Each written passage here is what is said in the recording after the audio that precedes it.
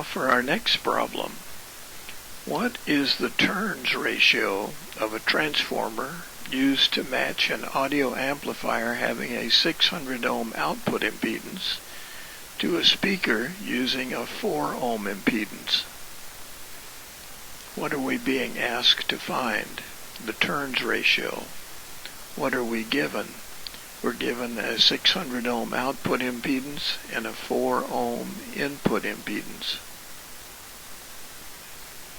The equation that we'll be using here is the number of turns on the primary divided by the number of turns on the secondary is equal to the square root of the impedance on the primary compared to the impedance on the secondary.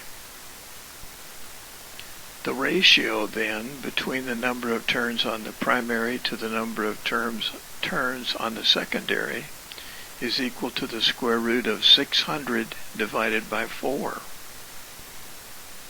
600 divided by 4 is 150. The square root of 150 is 12.2. So the ratio of turns between the primary to the secondary is 12.2 to 1. The answer then is A, 12.2 to 1. What then is the equivalent capacitance of two 500 picofarad capacitors and one 750 picofarad capacitor connected in parallel? Well, we're being asked to find the equivalent capacitance of three capacitors in parallel, a 5,000, a 5,000, and a 750 picofarad. We know that capacitors in parallel add. Therefore, the equation is capacitance total equals C1 plus C2 plus C3. C1 is 5,000, C2 is 5,000, and C3 is 750. The sum then of those three is 10,750 picofarads, which is the total capacitance. The answer then is D, 10,750 picofarads. What then is the capacitance of three 100 microfarad capacitors connected in series? Well, what we're looking for is total capacitance. What we're given is three each 100 microfarad capacitors, and they're connected in series. We know that capacitors in series are solved like resistors in parallel. The total capacitance then equals 1 over the quantity 1 over C1 plus 1 over C2 plus 1 over C3. In this case, C1 equals 100 microfarads, C2 equals 100 microfarads, and C3 equals 100 microfarads. So we have 1 over 100 plus 1 over 100 plus 1 over 100, which equals 3 over 100. So the total capacitance equals 1 divided by the fraction 3 over 100, which gives us a total capacitance of 33.3 microfarads. The answer then is C, 33.3 microfarads. This next question asks, what is the inductance of three 10 millihenry inductors connected in parallel? What we're looking for is the total inductance, and what we're given is three 10 millihenry inductors connected in parallel. We know that inductors connected in parallel are going to add together like resistors in parallel. The total inductance then will equal 1 over the quantity 1 over L1 plus 1 over L2 plus 1 over L3. L1 equals 10, L2 equals 10, L3 equals 10. So we have three fractions in the denominator that we can add together. The total inductance then equals 1 over 3 over 10, which gives us the same as 10 divided by 3, which is 3.3 millihenries. The answer then is C, 3.3 millihenries. This next problem is an easy one.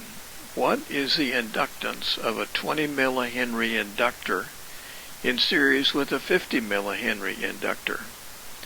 Well, what we're looking for is total inductance, and what we're given is a 20 millihenry inductor, a 50 millihenry inductor, and we're told that they're in series. Well, we know that inductors in series add like resistors in series. The total inductance then equals L1 plus L2 plus L3. In this case, there are only two inductors, so the total inductance equals 20 plus 50. 20 plus 50 equals 70 millihenries, the total inductance. The answer then is C, 70 millihenries. What is the capacitance of a 20 microfarad capacitor in series with a 50 microfarad capacitor? Well, what we're looking for is total capacitance, and we have the values of 20 and 50 microfarads. We know that capacitors in series add like resistors in parallel. While we're at it, let's show how to derive the equation when you have two resistors in parallel or two capacitors in series. We start with our formula, 1 over the quantity, 1 over C1 plus 1 over C2.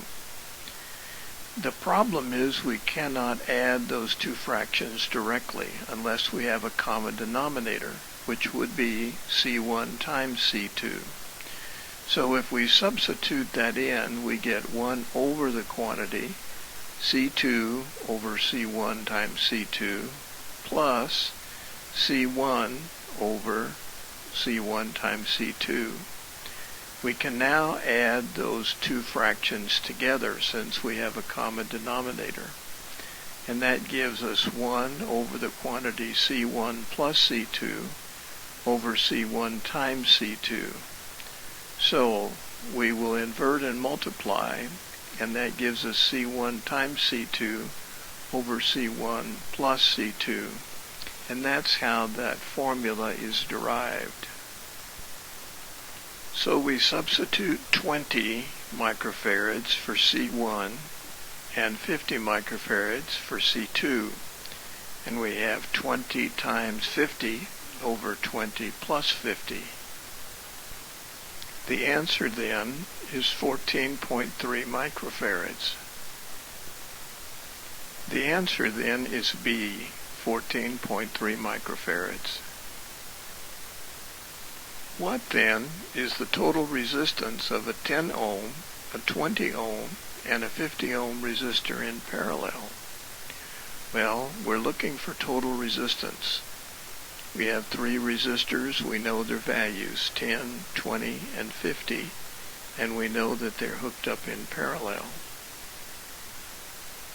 Our answer then, or our equation, is total resistance equals 1 over the quantity, 1 over R1 plus 1 over R2 plus 1 over R3.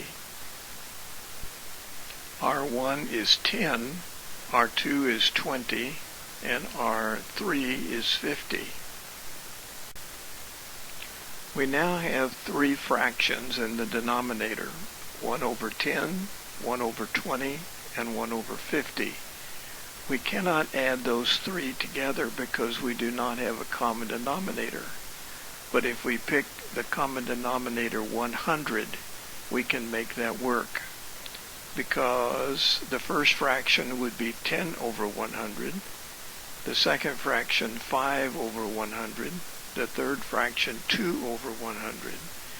Now we have a common denominator. We can add those fractions together, and we get 1 over the quantity 17 over 100. We'll invert and multiply, and that gives us 100 divided by 17, or a final answer of 5.9 ohms. The final answer then is A, 5.9 ohms. Please review Chapter 3, Section 4.1 of Chapter 4, and questions G1A, B, C, D, and E.